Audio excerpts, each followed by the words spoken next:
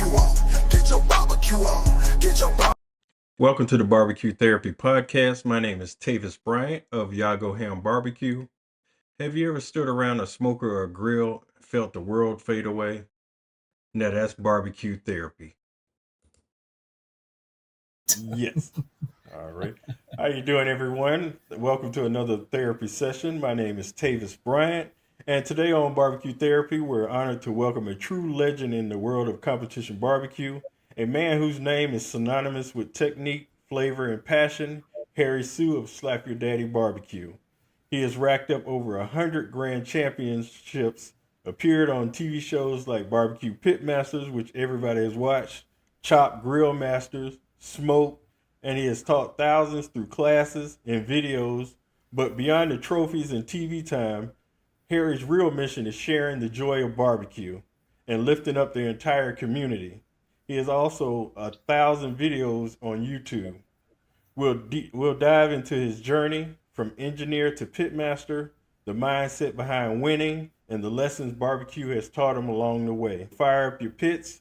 It's time to get some therapy, slap your daddy style. Welcome to the show, Harry. I just got one rule: make yourself at home, speak freely, and just have a good time. Awesome, Tavis. Happy to be here. Looking forward to our conversation. All right. And first question I have is, back when you first started, before the bucket list and before the pit masters, how did you first find yourself behind the grill? Did someone teach you, or did you learn by yourself? How did you come across barbecue?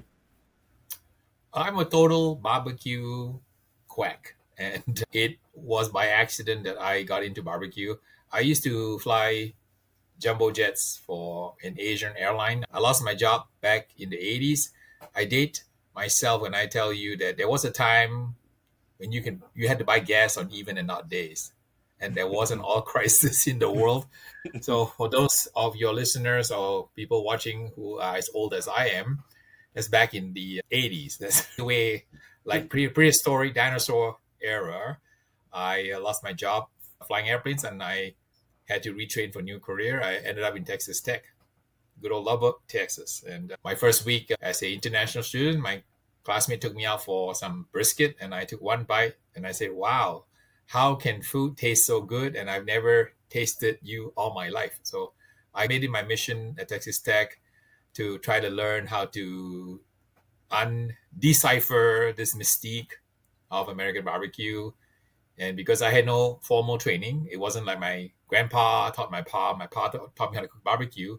I decided that I would learn how to cook barbecue the same way that a hacker hacks a computer, where we try every combination until the combination works and the lock opens. So imagine a thought experiment where you have a gym locker with a tumbler that says 000. If you go 001, 002, 003, eventually the gym locker will open. So that's the brute force attack I used to learn how to cook barbecue. I would cook a piece of meat with salt and pepper. I'll write the results down. Salt, pepper, chili powder, result, salt, pepper, chili powder, sugar, result, salt, pepper, chili powder, sugar, garlic powder, results. So I built all these flavor profiles just for fun to try to figure out how to cook barbecue. And I had countless failed attempts because cooking barbecue is not that easy. It requires a little bit of knowledge, a lot of art form, and a lot of trial and error. And so I did it for many years, never imagining that one day it would be useful. I used to bring in barbecue to work for potlucks. And about over a dozen years ago, there was a movie called The Bucket List. And because of The Bucket List, I became an accidental pitmaster, totally by accident, because my coworkers said that after seeing the movie, we should do something with my coworkers at work, because we're a bunch of IT nerds. We are computer engineers, and we build the computer systems for a living. And we thought it would be nice if we challenge each other to do stretch goals. So let's say, Tavis, I always heard that you wanted to learn ballroom dancing, but you didn't do it. So I'll say, hey, Tavis, write a stretch goal. We'll write a stretch goal for you to go take a ballroom dancing class. So for me, they wrote me a stretch goal because they knew I like to cook barbecue. So they said I should go cook one barbecue contest, like the one on TV, where they bring in the styrofoam box to the judges and get judged. So they wrote down one stretch goal, And because I'm an introvert, they said that I'm the guy who doesn't want to talk to anybody. I need to take a stand-up comedy class because they would absolutely terrify me. And I actually ended up doing both of those tasks. For the comedy stand-up, I ended up on the company talent show because my assistant, her name is Janice, she's a terrific singer, and she wanted to enter the company talent show as Gladys Knights and the Pips. And she wanted to sing Midnight Train to Georgia. And she needed 3 pips. So would I wear an afro and some dark sunglasses and pretend to be one of her pips? And we were so hilarious and so bad and out of step and out of tune that the whole house was brought down with laughter at our back up singing antics. And she won the contest because of her singing, and we won the comedy award for our bad representation of the pips. So unfortunately, one of my coworkers surreptitiously filmed the whole episode on his cell phone. So now on my website, you can go to About Harry and you'll see that little clip of me being one of the pips and Gladys singing Gladys Knight and the Pips. And I say that, I tell the story because a lot of times in life, we like to be comfortable. We like to not take risks. And in life, you really need to learn to be uncomfortable to take risks because you never know where that will take you. Because if you're uncomfortable, then you grow. If you're comfortable, then you're not going to grow.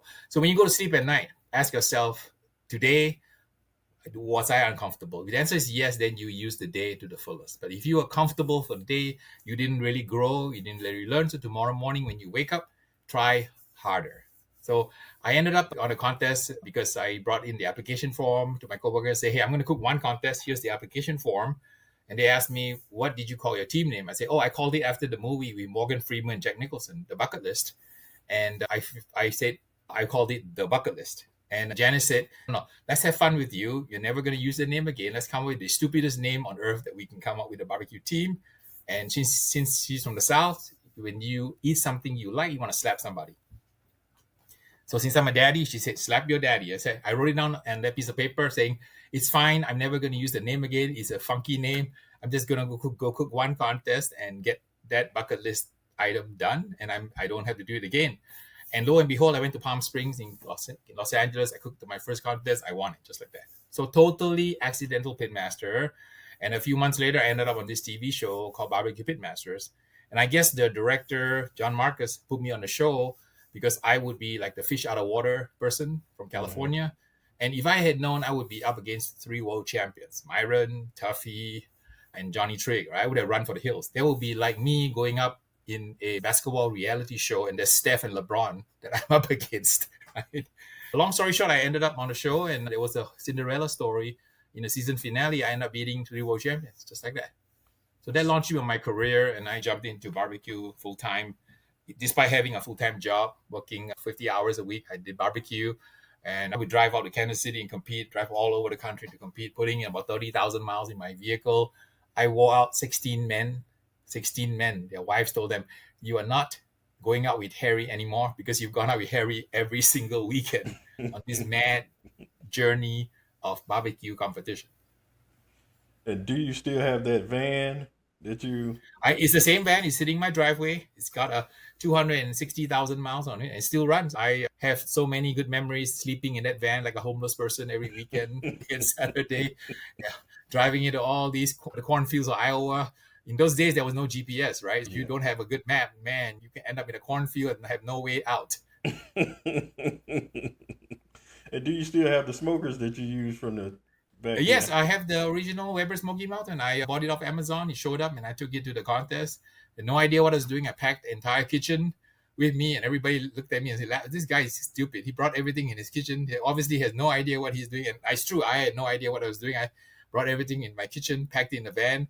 And lo and behold, I won a contest just like that. So I realized that there was something special. And once you have the adrenaline and you get bitten by the bug, it's hard to stop. Many people who've seen my 1,000 videos, they tell me that's how they start in barbecue. They watch me cook on a $300 cooker, take home a $10,000 check. And if I can do it, you can do it too.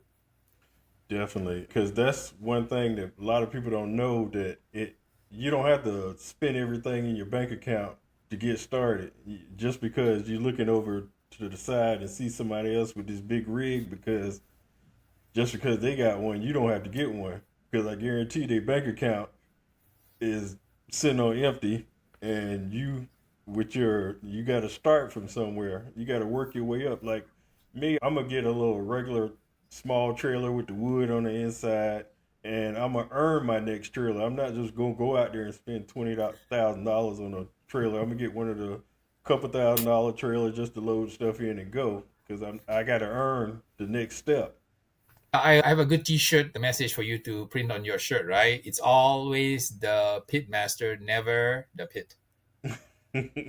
Always the Pitmaster, never the pit. So I've proven to so many people, that's why people follow me on YouTube, is that I show them how to use a simple smoker, $300. You go against a $50,000 smoker in any given day, because at the end of the day, it's a skill of the pitmaster. It's not the equipment you use. It's not the ingredients you use. It's not even sometimes the meat that you use. It's all about the skill of the human being. And that is the factor. You can watch all of Tiger Woods videos and have Tiger Woods classes, but you got to swing that club yourself.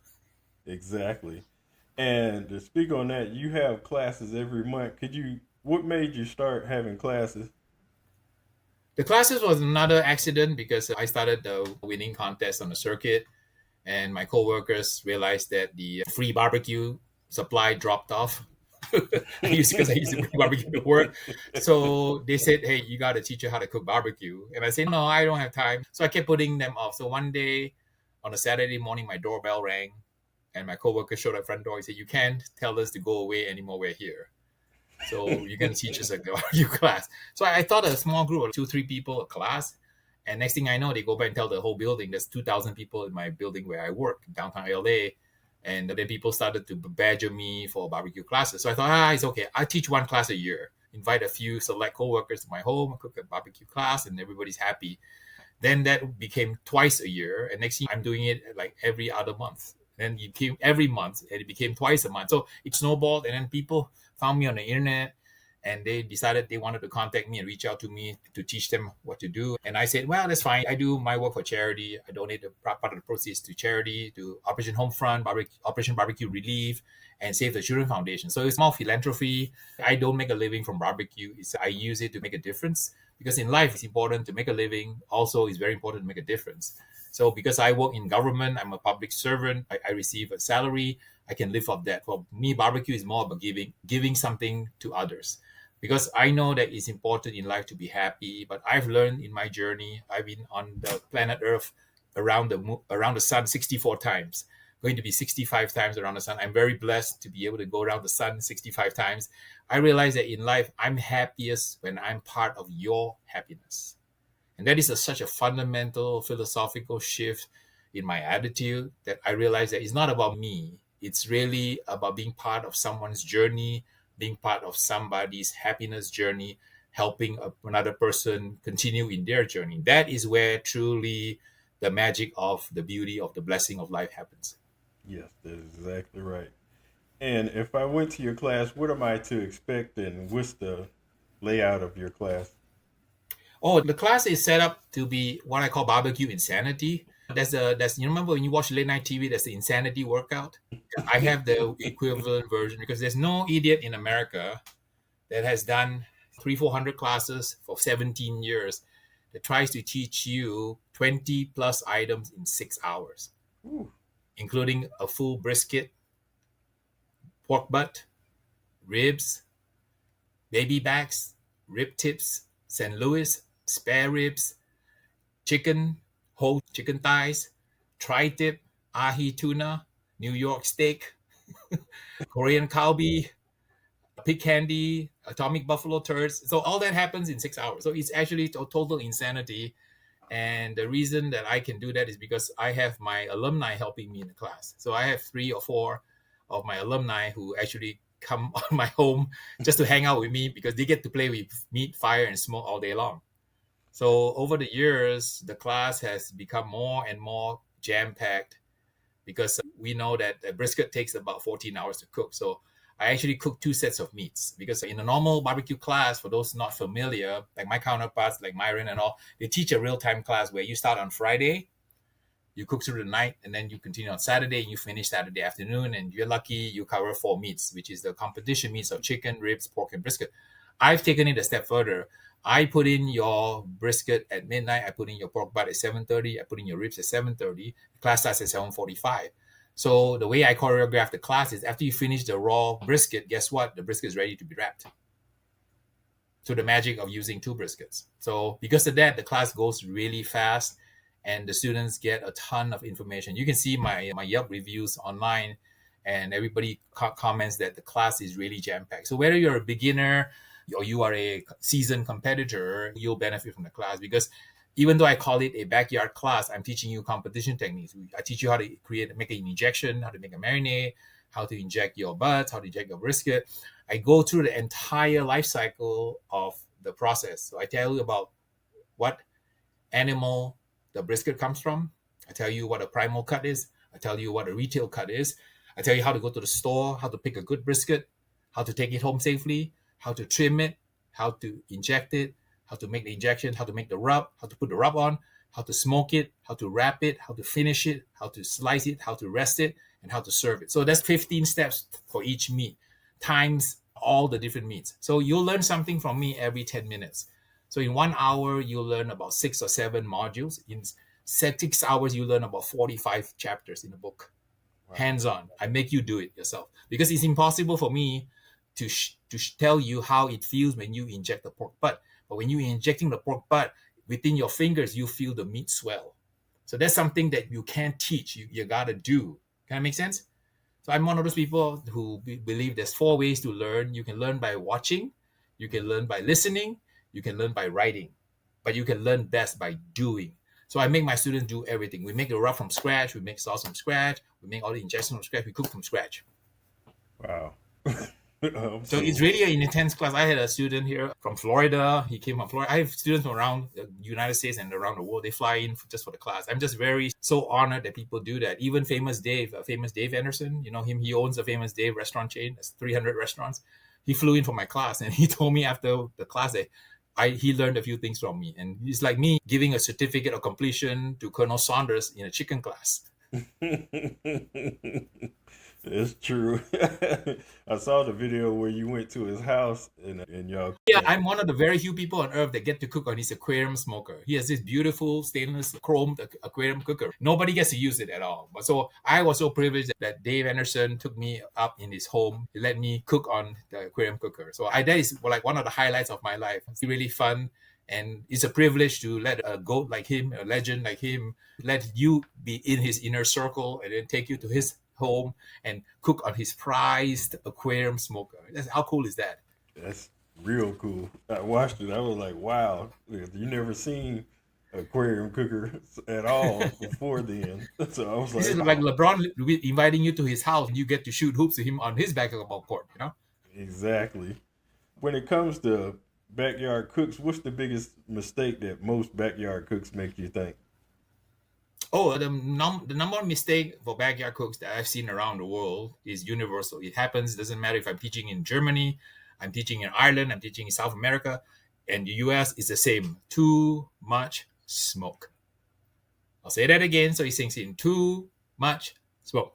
I think beginners tend to think that barbecue is really smoky. It's not. And you can always tell you see a beginner when you look at the smokestack. If they have white smoke coming out of the smokestack, they are steaming the meat. If they have black smoke coming out of the smokestack, they're covering their meat with soot. It doesn't taste very good. When you see the smokestack is invisible and clear, then you know that they're cooking meat correctly using the right kind of smoke. Okay. You're teaching me stuff, right? Harry taught you black smoke, bad, white smoke, bad, no smoke, good. If you can remember, that's 90% of the game right there. A lot of people don't know how to run a pit. They don't realize that the magic of barbecue happens with an invisible smoke. So if we have time, I can launch into a 20-minute conversation about carbenols and phenols and all the different kind of hydrocarbons you need to generate. But the bottom line is to keep it simple. We have a lot of ground to talk about. Harry taught you white smoke, bad, black smoke, bad, no smoke, good. If they can remember, that's 90% of the story. That's a pro tip. Everybody listen to that. Let's go back to the videos. What started you to making the videos? It was another accident. I was doing a class, and one of my students in class runs a knife sharpening channel called Burrfection, B-U-R-R, Burrfection. And he noticed that my knives in class were really dull. And he said, "You are a good pitmaster, but you have no idea how to sharpen your knives." And I said, "You're right." So he said, "Why don't you come over to my house and I'll teach you how to sharpen knives," in response to me teaching him how to cook barbecue. So I went to his house and he says, "Do you mind if I film us sharpening knives?" I thought, what? You want to film me and you sharpening knives? That has to be like watching grass grow. Come on, who wants to watch that? So he said, "No, trust me." So he turned on his camera and we have 50,000 views. I said, "What? 50,000 people watch two guys at over an hour sharpening knives?" He said, "Yeah, that's the thing called YouTube." I said, "What's YouTube?" "Oh, YouTube is when you make movies and put online." I said, "I have no idea what YouTube is." He said, "You have a cell phone, Harry?" I said, "Yeah, I have a cell phone. What do I do with it?" He said, "Just shoot stuff of you cooking and post it online." So I say, "Hey, why not just post it online?" Now I have 190,000 subscribers. So go figure. What do I know, right?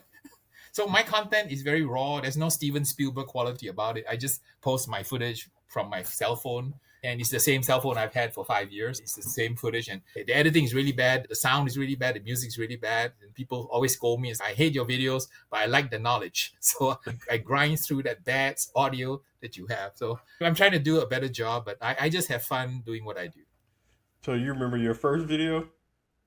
Oh, I dare not even watch my first video. Some of them have 1 or 2 million views. I cannot believe. I'm beside myself, right? If you Google my channel, some videos have 2 million views. I thought, wow, people want to pay that much attention to me. I'm one of those people. I'd be happy to fade into the background, but people seem to enjoy what I do, and they know what I do is real because I don't, how should I say, talk from theory. I speak from experience, and I'm one of those weird people where I annoy all my professors because I'm the guy who always smarty pants asks why.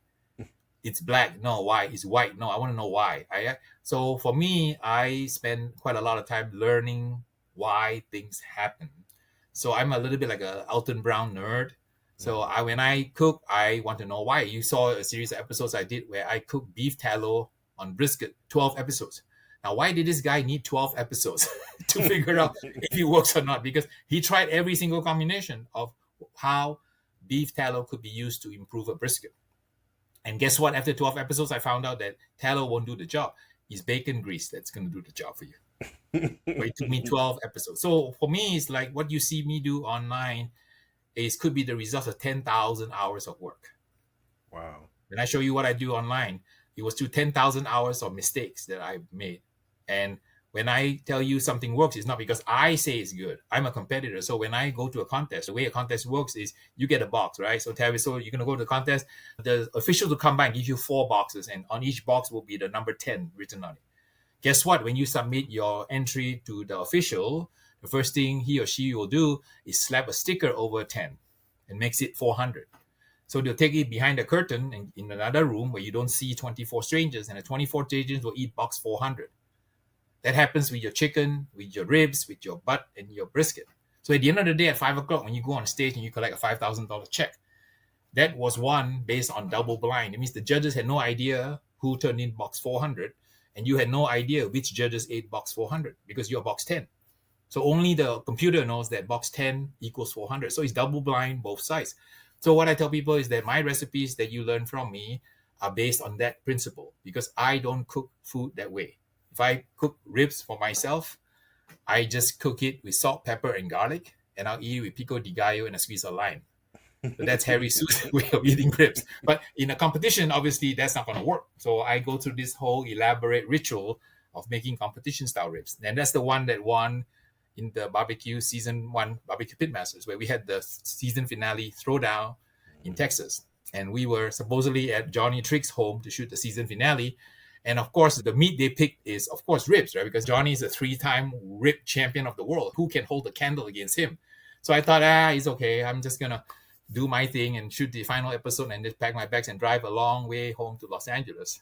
So my jaw really dropped when you saw on camera that my reaction was real when they told me I beat everybody. So I literally had to pry the $500 from their dead hands. Definitely, I remember that.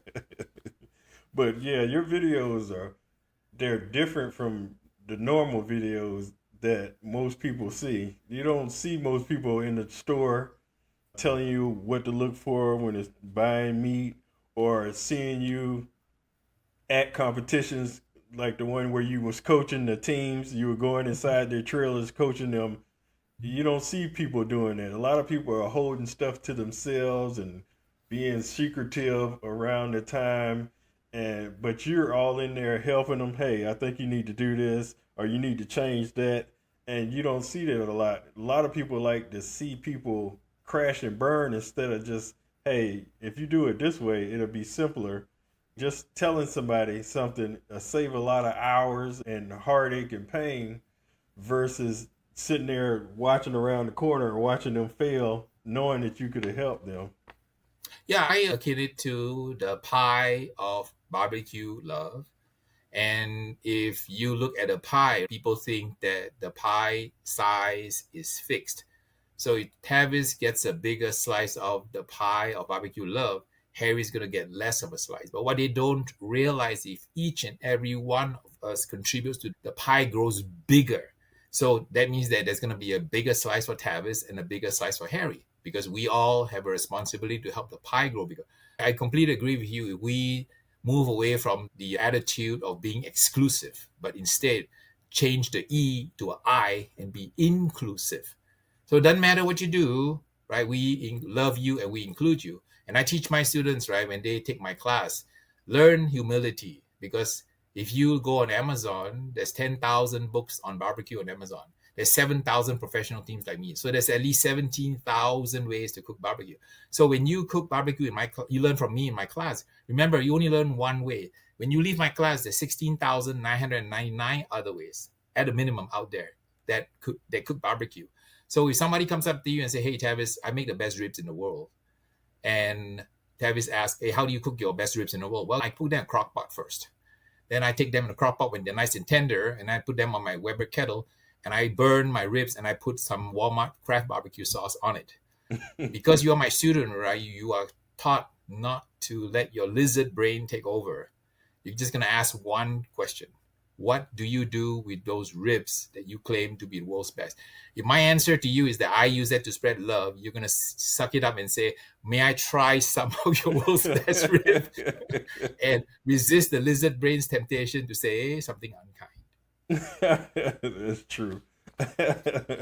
So I see you had something to do with the primal grills. Can you explain exactly what the primal That's grill? another accidental story. Okay, so you know that because I'm a pitmaster, I have a lot of friends that kind of in the barbecue industry. So I had a really good friend of mine. His name is John Falconberry. He's been in the barbecue business for 2-3 decades. Mm-hmm. So he lets me know. He said, "Hey Harry, guess what? I want to sell a pit. I want to make a pit." I say, "Fine, John. Good luck to you. More power to you." And he says, "Would you like to try it?" And I say, "Okay, I'll try it." So he sends me his pit. It's a stainless steel 304, 302 stainless steel pit. It's like built like a tank. Everything is like top notch, and it's $4,000 or $5,000 price range. So I say, "Wow, that's really a beautiful pit." And I used it, and I kicked the tires, and I say, "The pit is actually perfect, but there's 17 things wrong with it." And he say, "What?" So I wrote him a tongue-in-cheek email and saying I listed my 17 things wrong, because I figured for that price, it's got to be perfect. For example, one of my gripes was the slope of the grate was too steep, so my hot dogs rolled off. So I said that no can do, man. If I'm paying $4,000 or $5,000 for a pit, I want my hot dogs to cook perfectly. The slope's got to be 6 degrees. I don't want 7 or 8 degrees. I want 6 degrees, because 6 degrees is going to be perfect. My hot dogs will stay on the grate. It's not going to roll off. Right, then I close the door of the pit, and I say, I don't like the sound of the door because it doesn't sound like a Lexus or a Cadillac or a Mercedes, right? It sounds kind of thinny. So you got to make it better, make the door better. I complained that the pit was too heavy to push around my backyard because it was lined with fire bricks on the side. And plus another 15 other doodads that I thought was a joke. I just sent him an email. So guess what? He fixed all of them. He sent me a new prototype. And I was amazed that he listened to every single stupid thing I said. So I used it and I said, dang, this is like the most perfect grill I ever used before. How do I get one? So he said, can you help me sell them? I say, sure, I'd be happy to do that. So that's how I accidentally got into this grill business, just completely because I wanted one for myself. How's the learning curve on it? It's pretty easy because you can cook hot, you can cook it low and slow. You can cook direct and you can cook indirect. So I put some videos of me cooking on it. And what I did was I tried to design it so that it came with the shelves, because nothing annoys me more. I know I love Weber to death, right? But when they sell you a grill, there's no shelf. So what's the deal with that, man? They want you to upsell you a shelf. So I told John, put a left shelf, put a right shelf, and when you open the door of like a Argentinian style grill, I want that shelf there to season my meat. So I told him the workflow is raw meat on the left.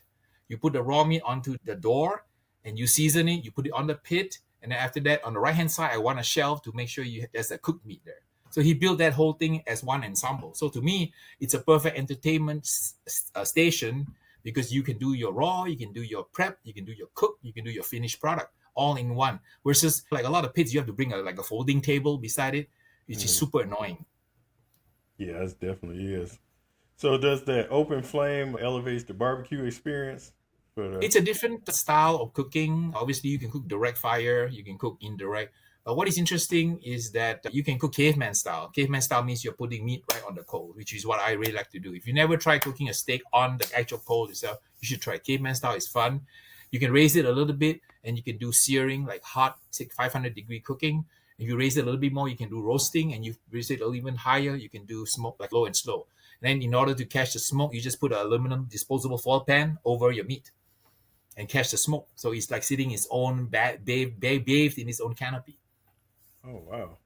So my class, my crew, right? They come to my class to work my class just to play with the grill. So even though it's a barbecue class, they want to cook all the meats on that thing. I keep saying, no, my students came to learn how to use the Weber Smoky Mountain. They are not here for me to upsell them to a primal grill, but my crew keeps wanting to cook some of the lamb lollipops, cook the tri-tip all on the primal grill, because it tastes a lot better. There's something about live fire and smoke, right? I cannot describe. When you use like wood and over a live fire, there's something magical that happens. Yeah, definitely. I went to Smoke Slam, and they had a setup where they was doing the live fire with Al Fagoni. He was doing the live fire, and it was amazing. So you had a chance to go Memphis in May also, because that's where I met you, Memphis in May. Definitely. You started Beyond the Smoke. What made y'all start that?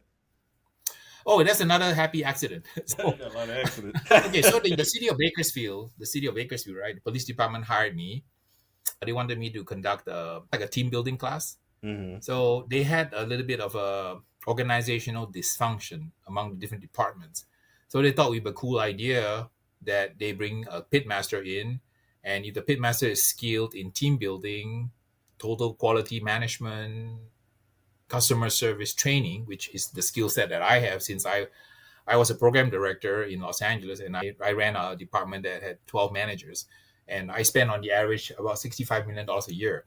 So my service area is 20 million people, 300 cities. So it's a big responsibility. So the skill set that I have involves mobilizing and motivating and managing high performance teams. So they hired me to go do a team building class in the Bakersfield Police Department. Mm-hmm. And it so happened that one of the judges there was a motivational instructor. So he went through the thing and he saw what I did. And he said, Harry, you have a very interesting format. I'm a nationally ranked TED speaker. And he goes around doing like Anthony Robbins kind of motivational seminar. He said, would you want to develop a special program with me to create 2-day micro conferences to go around the country to provide team building training to corporations and to cities? So I thought that's a kind of an offshoot of my regular skill set of what I did for 30 over years in public service before I retired in 2022. So I said yes. And then I developed this curriculum with Nick. That's the name of my partner. And we started to get booked for gigs around the country. So we did like the city of Cincinnati. We did the city of Texas, Allen, Texas. We just came out of South Carolina. And this year, my calendar is getting booked. So what is interesting is we use the heat, fire, and smoke of barbecue in a mock contest to foster team building, to teach dysfunctional teams that apparently exist in every city how to get along. So for example, like the one we did, the Parks and Recreation hate the guts of the police department, and the police department hates the guts of the fire department. So the mayor and the city manager said, we got to find a way to break this kind of a tension.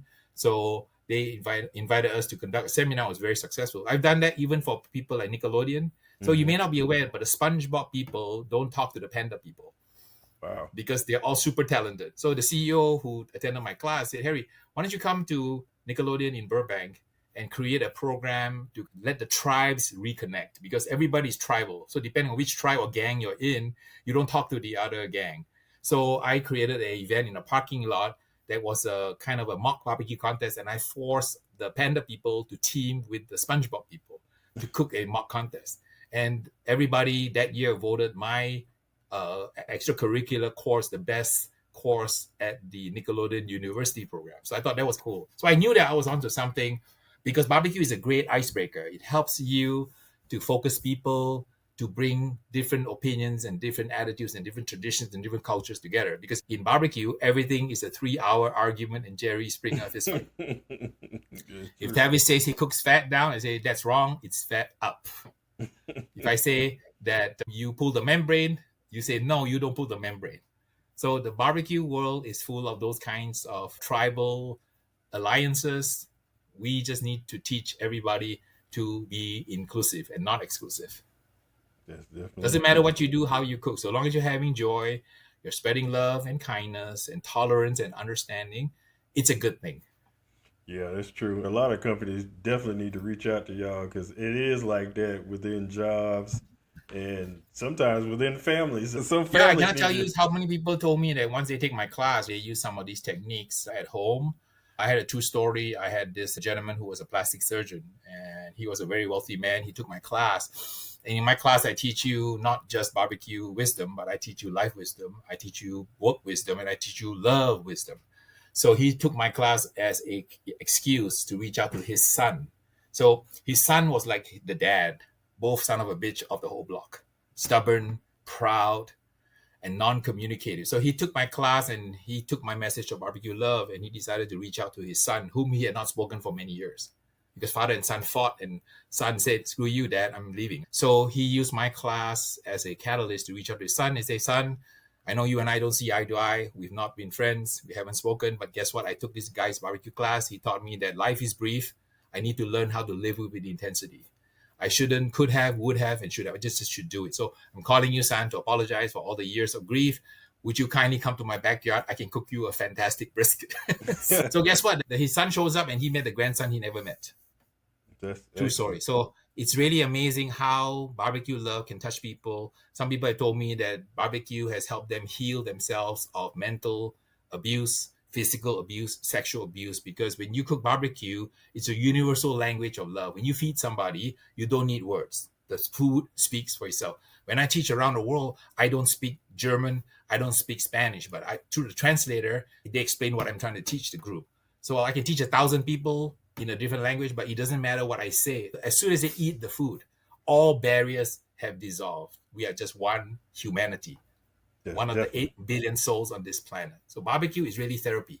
That's why I named the show Barbecue Therapy, because sometimes you just get out there and just forget about everything out there and all your problems or anything, and it just take you to another place. And I just love, a lot of times I don't eat it. I just take one bite and just give it away. But I just love cooking it. I love the atmosphere, and I love what it's done for me as far as just being around those competitions and stuff like that. And people are just some of the nicest people in the world, and they'll give you the shirt off their back. Just it's nothing that compares to it. And just like I met you, and you're on here today just because I asked you to be on my podcast. You didn't know me before then. I just knew Paul, and he introduced me to you, and here we go. I mean, I just love the atmosphere, and I just love the knowledge. What attracted me to you is your knowledge, stuff that you say. It makes you think, and like, man, I never thought of that. That's what intrigues me about you, because your knowledge that you have, you break it down. Because I tell my wife, I like breaking stuff down that a kindergarten can understand what I'm saying. So that's what you do. You break it down all the way down to it can't be broken down no more. So they have no choice but to understand what you're saying. So yeah, my class is 6 hours and you learn 40, 50 chapters of this book of barbecue life, right? But I boil my entire class down to basically 3 sentences. Cook until crust sets, wrap, and remove when probe tender. That's it. Most people may not remember what I teach in 6 hours, but they remember those 3 key phrases. Cook until the crust or bark sets, wrap it, and then remove it when it's probe tender. And that's it. If you can remember that, you will be ahead of the game and not have all these horror stories of barbecue gone awry. Cook until crust sets, wrap, pull when probe tender. Just as simple as I can make it. Exactly. And forget about all the 6 hours of lecture about food science. If you can remember that, you're good. No smoke, good. White smoke, bad. Black smoke, bad. That's it. That's the pro tip. I saw you doing some stuff with Famous Dave's, the All Star Barbecue Series. What's your involvement in that, and exactly what are they? Is it like a competition, or what are they? Yeah, so Dave Anderson paired up. For those people who don't know, Dave Anderson is the famous Dave's, right? The famous Dave Anderson. He's a restaurateur, and his company owns three of, I think, a couple of hundred restaurants at least, all across America. There's famous Dave's probably in every city. He partnered with Mike McLeod, who is the CEO of the World Food Championships. And what they're doing is hosting about 15 contests that occur in the parking lot of the famous Dave's restaurants across the country. So every year, a different set of 15 famous Dave's restaurants are chosen to be the venue for a barbecue throwdown to award what they call golden tickets. For example, I'm doing one on next Saturday in Rancho Cucamonga, California. Whatever, a dozen teams or so handpicked will be allowed to compete for 3 golden tickets. One for the chicken entry, one for the rib entry, and one for the chef's choice entry. And they will be judged and scored by 5 judges. So I'm one of those judges there. And because I judged the World's Finals in Indianapolis, I'm considered like a master judge. So based on that contest next Saturday, 3 golden tickets will be given. And these teams who win the golden tickets will be given a chance to go to the World Championships in Indianapolis in November. And I believe there's $100,000 up for grabs. So it's big money. It's a huge contest. The best in the world come. In the burger entry, there's actually 12 or 13 different categories, from burgers to barbecue to live fire to sandwich to soup to noodles to vegetarian to dessert. You name it, it's all there. So it's really tough to be a judge there because you got to eat your way through 50 entries. And then you got to name the top 10. The top 10 goes to the finals. And some of these teams are from overseas, from Japan, from Europe, from Dubai. And I've been a master judge for a few years now, and I'm just floored by the creativity and the effort that the teams put in countries like I see Sweden or Denmark. They have to audition to come to America. So like they have to do their own, like Olympic trials. Only one team represents the country, so they do their own internal cook-off and then to pick the best in the country, and then they form their all-star team, and then they fly to the United States and they go to Indianapolis and battle for the world bragging rights. So it's really fun to see barbecue has developed into a sport. Yeah, definitely. I call it a sport. I'm 49 years old, so that's pretty much the only competition I. What is nice about barbecue is that if you play golf, right, the odds of you playing on the same kind of tee time as Tiger Woods is 0. But the beauty about barbecue is you pay an entry fee of $250. You can cook against the world champion. You can cook against me. If I'm at a contest, you just show up and you cook against me. You can say, yeah, I beat Harry Sue. How cool is that? There's no barrier to entry. I would never be able to play against LeBron or Steph. In barbecue, you can play against Myron, you can play against me any given day. That's definitely true. That's what a lot of people say. Oh, I cooked at this so I came second to Harry Sue, or I beat Harry Sue in chicken, or I beat Harry Sue in dessert. So it's all good bragging rights. Definitely. We're gonna switch over to you got 5 barbecue sauces and 10 rubs and 3 Jealous Devil rubs, but I always said that people that make seasonings, it's not as easy as people think. A lot of people just throw stuff together, but it's a science behind making the rubs and the sauces. How long did it take you to develop each of your sauces and rubs? Well, the rub development went back to my days at Texas Tech back in the 80s when I would concoct all these different combinations. And I would build these seasonings for myself without any regard of what I need to do with them. But because I built it through brute force, I really learned how flavors and proteins combine with heat, fire, smoke, and moisture. So I developed that knowledge anecdotally by myself. But then as I got into competition barbecue, I had to blend different combinations that would win contests. And what I learned as a master judge is that you really want to impress the judges when they taste your food with an explosion of flavors, like a symphony that happens in the mouth, in the taste buds. So your mouth has 9,000 taste buds, and you're capable of tasting a wide range of flavors, including sweet, sour, salty, bitter. And the last one is called umami. Umami is that savoriness. So when you have a burger and the cheese is dripping on the edge of the burger, that's umami. When you have marinara sauce, that tomato sauce has that umaminess. When you eat Caesar salad, that has umaminess. When you eat something like Parmigiano Reggiano cheese, it has umaminess. When you have soy sauce, it has umami. You have Worcestershire, it has umami. So these are things that I learned to create flavors, and I try to incorporate that by blending them into dry ingredients to make the seasoning, and I also blended it into the liquid ingredients to put the sauce. Can that make sense? So my system is the same. I use the Lego blocks. And for example, like I have 5 sauces because I wanted a system where I could take the 5 bottles, go to any part of America and blend the sauce for that particular region. So I have a Kansas City sweet, which is a Kansas City style sweet sauce. I have a Carolina tangy, which is a vinegar-based sauce. Then I have a California style, which is called the original. And I have a hot burn, and the hot burn is like a hot sauce. It won, I think, 2nd overall in the Scoville Award for hot barbecue sauce in the nation. And then the last one is called the All-American, which is my interpretation of those 4 flavors blended together in an All-American sauce. So with these 5 Lego blocks, I can go to any part of America and blend the sauce to match the flavor profile. So for example, I won first place KCBS Team of the Year in chicken. I took a 50% of my tangy, mixed it with 50% of my sweet to create a kind of a little bit of a sweet, a little bit of tangy sauce. And I used that on the chicken, and it won the KCBS Team of the Year. So what I'm trying to show people is that when you buy barbecue sauce and you put it in the refrigerator, after 6 months, you throw it away because the flavors are boring. With my system of the 5 bottles, you make the sauce on the fly. Can that make sense? So on some days, you want to cook ribs and you want a little bit of a sweetness, then you add more sweet. So let's say you like spicy, then you add the hot burn to the mix to create the combination. So what I did was on my website, I put out the combinations that I built for my competition. So I have a brisket pack, a rib pack, a chicken pack, and so on, so that people can recreate their entire flavor profile at their home. And it's designed to complement each other, and it's designed for competition flavor. So it's not like the brisket. I have a brisket rub called Texas Brisket Magic, which I developed out at Texas Tech.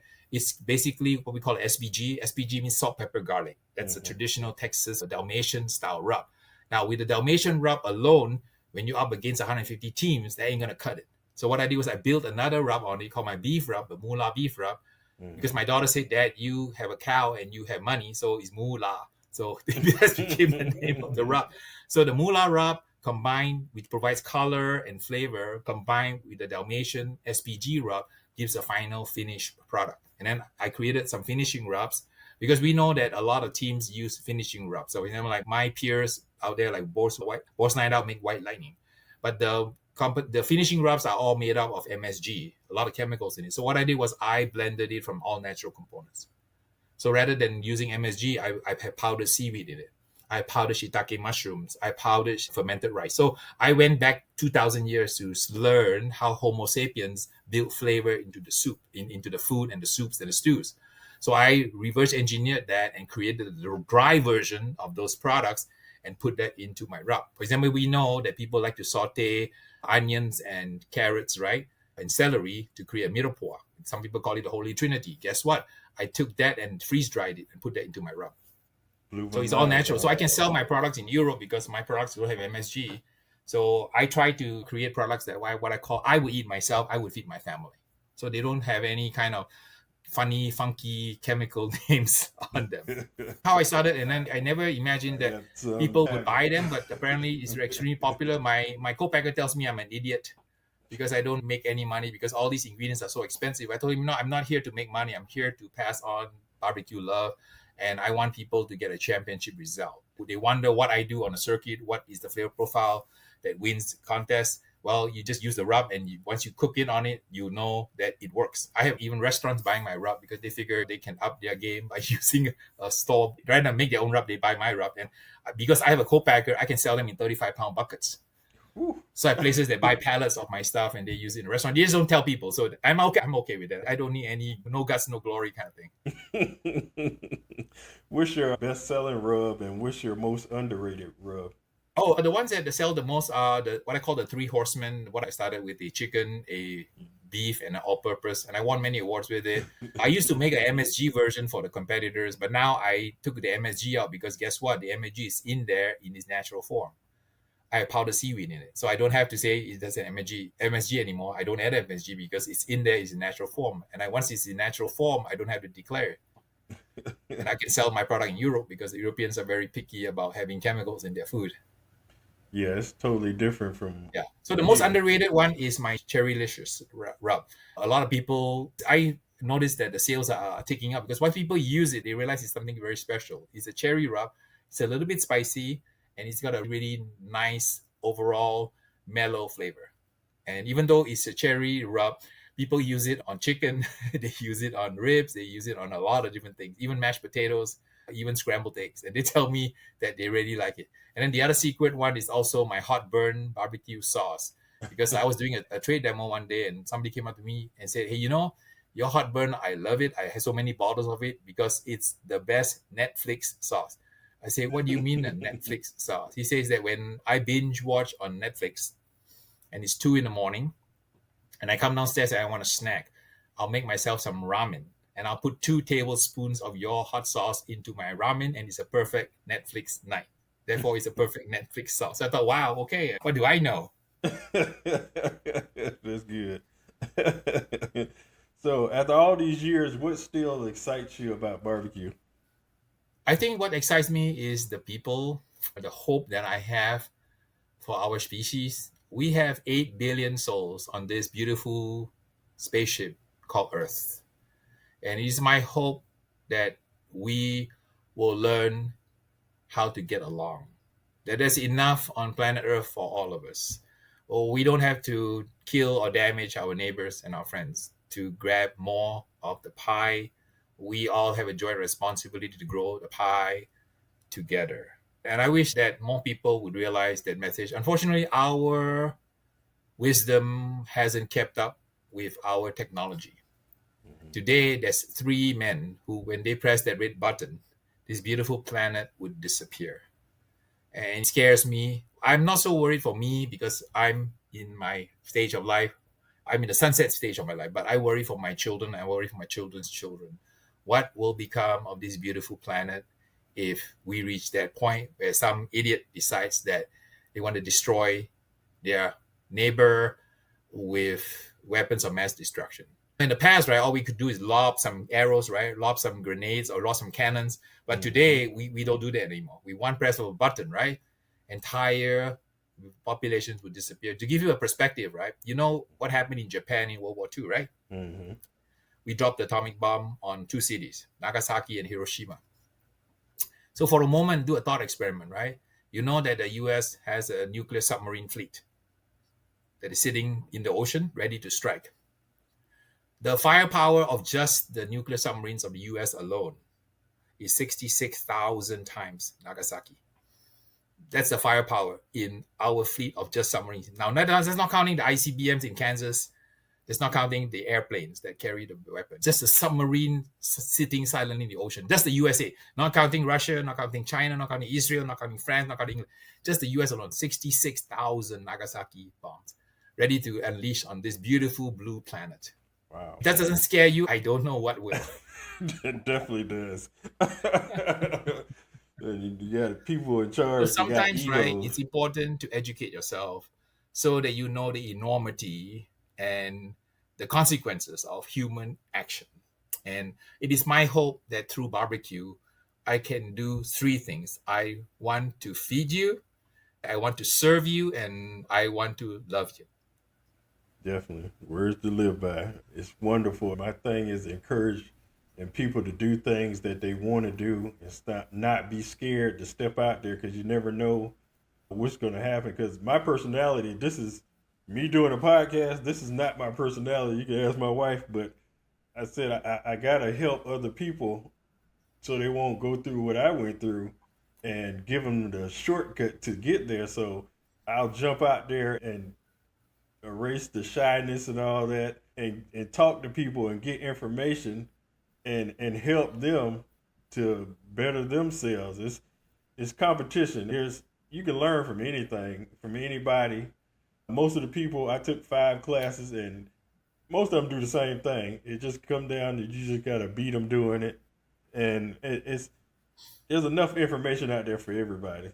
So Yeah, winning a competition, if you are doing KCBS, I use the thought experiment, like you're tuning a 12-cylinder high performance engine.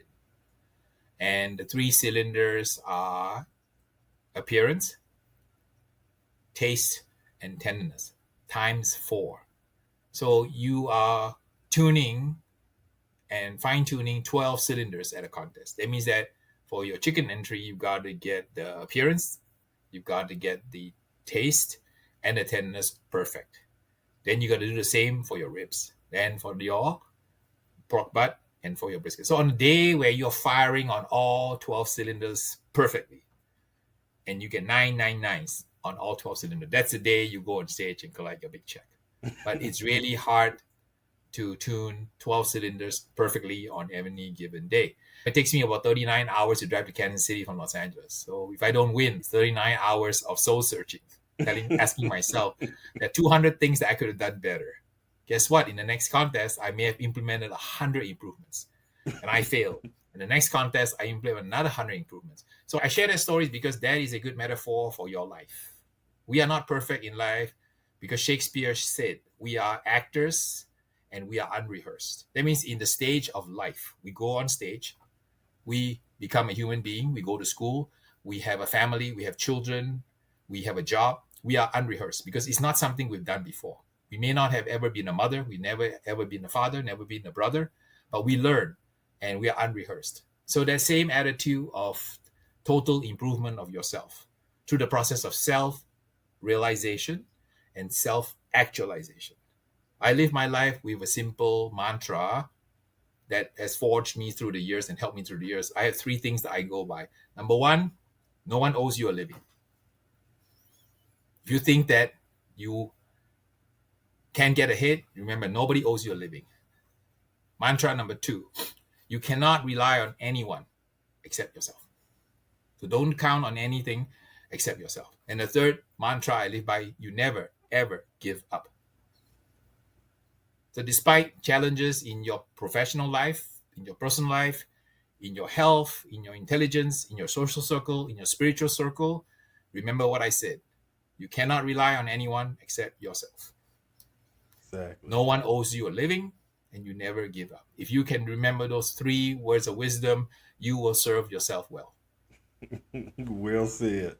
I could, yeah, I could sit around and talk to you for hours, but all right, I'm gonna do one more thing and then get you out of here. What I came up with is a little game that I do on every episode. You know how in college basketball they have a tournament bracket, so I came up with a tournament bracket of 16 different meats that you cook on the grill, and you just pick whatever one that you prefer to eat, and we'll see which one comes out the winner. Oh, sure. Yeah. All right, matchup number 1 is hot dog versus smoked bologna. Bologna by a long margin. Next matchup, smoked ham versus hamburger. Hamburger. All right. Next matchup, beef ribs versus lamb. Beef ribs. All right. The dinosaur ribs. Next matchup, smoked turkey versus steak. Steak. Okay. Next matchup, brisket versus pork ribs. Brisket. Okay. Next matchup is smoked chicken versus burnt ends. Burnt ends. Okay. Next matchup is pork chops versus barbecue shrimp. Barbecue shrimp. Okay. Next matchup is sausage versus pork belly. Pork bellies. Okay. Next round is smoked bologna versus hamburger. Bologna. Okay. Next matchup is beef ribs versus steak. Beef ribs. Okay. And next matchup is brisket versus burnt ends. Ooh, that's going to be a hard one. I'm going to say brisket. Okay. And next matchup is shrimp versus pork belly. I would pick shrimp. Okay. And final four is bologna versus beef ribs. Bologna. Oh, wow. And brisket versus shrimp. Ooh, shrimp. All All right, right. where we at now? And Who's the left? finals is bologna versus shrimp. Oh, okay. I pick bologna. Oh, wow. Yep, nothing beats a good bologna sandwich. I had modest beginnings. I spent a lot of my time eating ramen, going to college, working 2 jobs, trying to make ends meet. So for me, simple food is the best food. On any given day, Harry is happy with the bologna sandwich. You don't have to serve me the lobster. Just give me a good old smoked bologna sandwich. I'm a happy camper. That's how I am against peanut butter and jelly. I'll take it all day long. Well, Harry Sue, your therapy session is over. Definitely go check his videos out. Full of knowledge, whether you're a pitmaster or not a pitmaster, you can learn something from all his videos.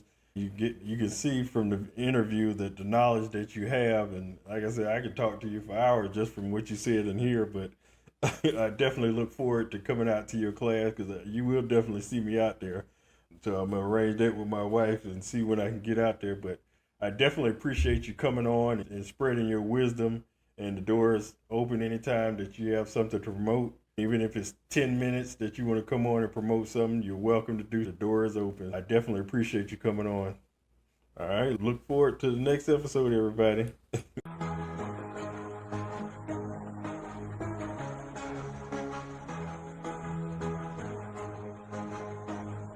Y'all gon' have barbecue.